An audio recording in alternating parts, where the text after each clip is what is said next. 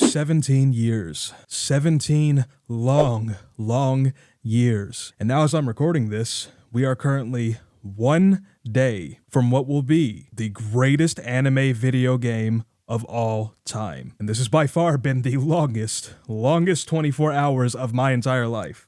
Dragon Ball Sparking Zero will be the greatest anime video game of all time. Not just the greatest Dragon Ball game, the greatest anime video game of all time. Growing up, just like every other kid, I was obsessed with the world of Dragon Ball. And then I was introduced to the Dragon Ball video games, and then those just became a forever staple in my childhood. Started with me playing Revenge of King Piccolo on the Wii, to picking up Budokai 3 on the PS2 for the first time, which Budokai 3 was also my #1 Dragon Ball video game of all time. And then I'll never forget the day my friend told me he got a new Dragon Ball game for us to play.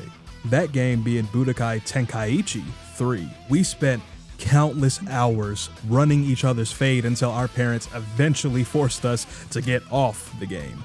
No other game immersed me into the crazy fights of Dragon Ball like this one.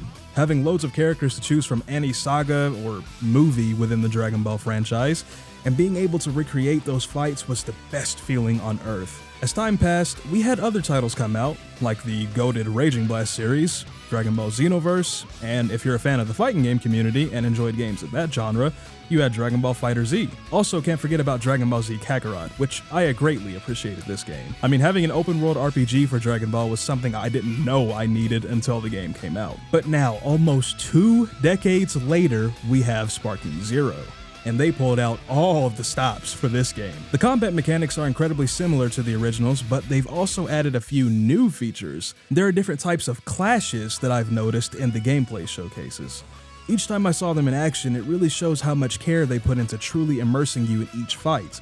We've always seen our favorite characters have such intense fights on the show, and now it feels like we just get to play that. They also spent extra care on animating special moves showcased in the TV shows and movies. Speaking of animations, this game's art style is absolutely gorgeous. You can really feel the impact of each punch the characters throw, and even better, feel the intensity when your character is charging up their ki or transforming. One of the other things that's been introduced that I absolutely appreciate is the freedom to create and direct your own what-if battles.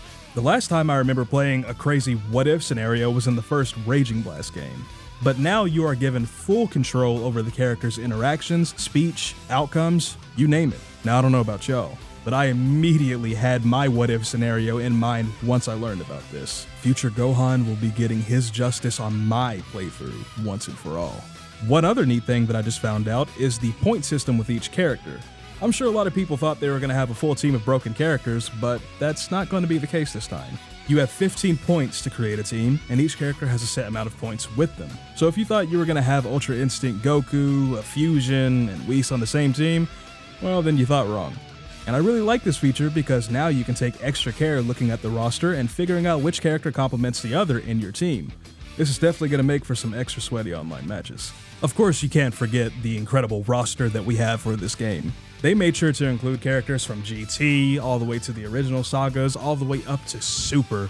I mean, the only time that you can see the current characters of Dragon Ball was in the modded Budokai Tenkaichi 4, which was a very impressive game created by a dedicated community of fans, constantly adding new characters, movesets to that game. But now, we have it all. With 182 characters to choose from, you also have your own class of character.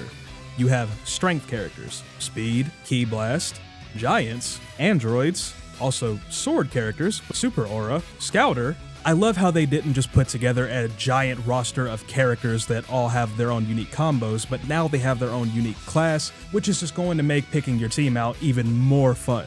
Everything that made the Budokai Tenkaichi series so special truly shines within this game. And if you grew up on this series as I did, then I'm sure you all are just as hype as I am. Hell, this game is at the top of pre-orders on Steam. The hype for this game has been unreal. I've created incredible memories playing the older Dragon Ball titles growing up, and it makes me even happier knowing that they will continue with this game. So that's gonna do it for today's video. By the time you're watching this, I basically just one and done this video like the day before release, so this video is either out right now on the 6th, or maybe it's going to be out sometime tomorrow on the 7th. I'm Eastern time, so I gotta wait to play it at 6 p.m., which sucks. I really wanted to play this at like midnight, but Beggars can't be choosers, I guess. As always, if you like the video, be sure to like, comment, subscribe, all that good stuff. This has been WesPTB, and I'll see you in the next one.